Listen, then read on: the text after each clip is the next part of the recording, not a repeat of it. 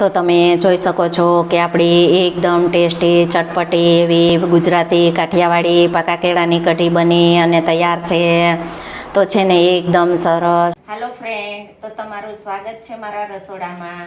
તો આજે હું તમારી સાથે શેર કરીશ પાકા કેળાની કઢીની રેસીપી. તો ચાલો શરૂ કરીએ રેસીપી. આજે આપણે બનાવીશું ગુજરાતી કાઠિયાવાડી પાકા કેળાની કઢી. તો આ કઢી છે તે તમે ક્યારેય પણ નહીં ખાધી હોય તો કઢી બનાવવા માટે આપણે 2 નંગ પાકા કેળા લીધેલા છે. તો કેળા આપણે એકદમ સારા અને પાકા કેળાનો ઉપયોગ કરવાનો. અડધો લીટર આપણે એકદમ ઘાટી અને ખાટી છાશ લીધેલી છે. તો પાકા કેળાની કઢીમાં આપણે ખાટી છાશનો ઉપયોગ કરી અને પાકા કેળાની કઢી બનાવીશું. તો કઢી એકદમ ખાટી મીઠી અને ટેસ્ટી એવી બનશે. પહેલાં આપણે કઢી બનાવવા માટે મિશ્રણ તૈયાર કરીશું. ત્યાં આપણે 4 ચમચી ચણાના લોટનો ઉપયોગ કરીશું. તો આપણે છાશ અને લોટનું માપ છે તે એકદમ પરફેક્ટ લીધેલું છે. તો લોટને આપણે છાશમાં ઉમેરી દેશું. છાશમાં ઉમેરી અને વિસ્કરની મદદથી આપણે સારી રીતે ફેટી લેશું. એ વિસ્કરની મદદથી ફેટી અને મિશ્રણ તૈયાર કરી લેવાનું. તો તમે જોઈ શકો છો કે આપણે કઢીનું મિશ્રણ છે તે એકદમ સારું એવું તૈયાર થઈ ગયું છે. તો સફેદ કઢી બનાવવાની છે તો સફેદ કઢીમાં ઘી અથવા તો માખણનો પણ તમે ઉપયોગ કરી શકો. આપણે 1 ચમચા તેલનો ઉપયોગ કરીશું. તેલ ગરમ થઈ ગયું છે તો અડધી નાની ચમચી જેટલી આપણે રાઈ ઉમેરીશું. ફૂટી જાય એટલે આપણે અડધી નાની ચમચી જેટલું જીરું ઉમેરીશું. 1 ચપટી હિંગ ઉમેરીશું. 2 સૂકા લાલ મરચાં, 2 ફૂલ બાદિયાના, અડધું પાન આપણે તમાલપત્રનું ઉમેરીશું. 1 ઇંચ તજનો ટુકડો, 7 થી 8 પાન આપણે મીઠા લીમડાના ઉમેરીશું. કઢીને ટેસ્ટી બનાવવા માટે આપણે શેકેલી મેથીનો ઉપયોગ કરીશું. તો અડધી ચમચી આપણે શેકેલી મેથી ઉમેરીશું. 1 ચમચી આપણે આદુ મરચુંની પેસ્ટ ઉમેરીશું. તો તીખાશ તમે તમારા ટેસ્ટ પ્રમાણે લઈ શકો. તો આદુ મરચુંની પેસ્ટને ઉમેરી અને આ રીતે આપણે 1 મિનિટ માટે તેલમાં સાતળી લેવાની. 1 મિનિટ તેલમાં સતળાય ત્યાર પછી આપણે કઢીનું મિશ્રણ છે તેને ઉમેરી દેવાનું.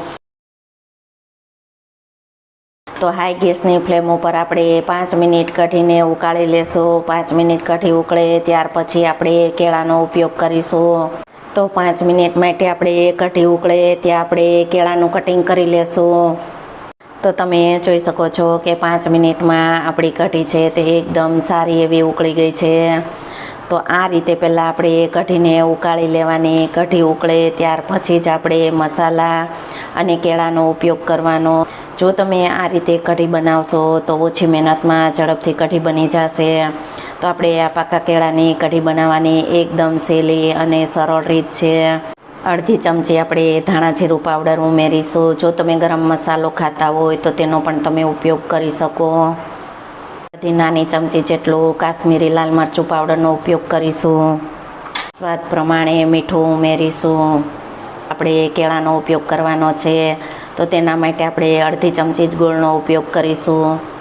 તો મસાલા ઉમેરી અને આ રીતે 2 થી 3 મિનિટ કઢીને પાકવા દેવાની.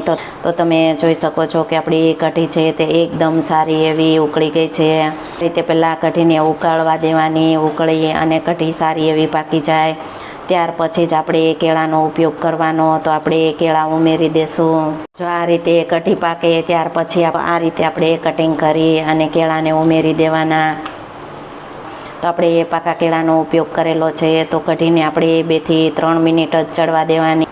તો તમે જોઈ શકો છો કે આપણી કઢી છે તે એકદમ સારી એવી બની અને તૈયાર છે.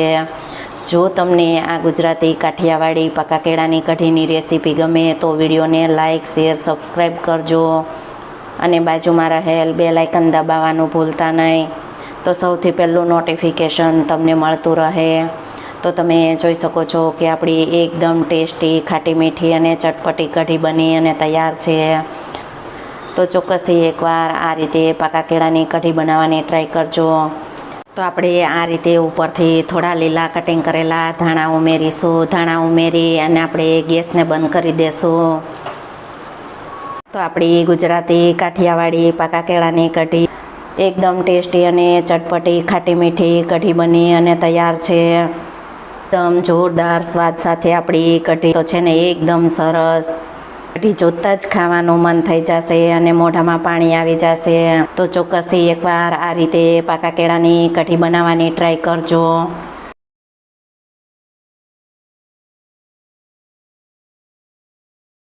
ઉપરથી આપણે આ રીતે થોડા કટિંગ કરેલ લીલા ધાણાને સ્પ્રિંકલ કરીશું. જો તમે આ રીતે પાકા કેળાની કઢી બનાવી અને પુલાવ કે પરોઠા સાથે સર્વ કરશો તો ખાવાની મજા જ પડી જશે. તો આ રીતે ચોક્કસથી એકવાર પાકા કેળાની કઢી બનાવવાની ટ્રાય કરજો. આ કઢી છે તે નાના મોટા બધાને બહુ જ ભાવશે અને ટેસ્ટી પણ લાગશે. તો તમે જોઈ શકો છો કે આપણી કઢી છે તે એકદમ ટેસ્ટી ચટપટી એવી અને લગ્ન પ્રસંગમાં બનતી હોય તેવી જ બની અને તૈયાર છે. તો છે ને એકદમ સરસ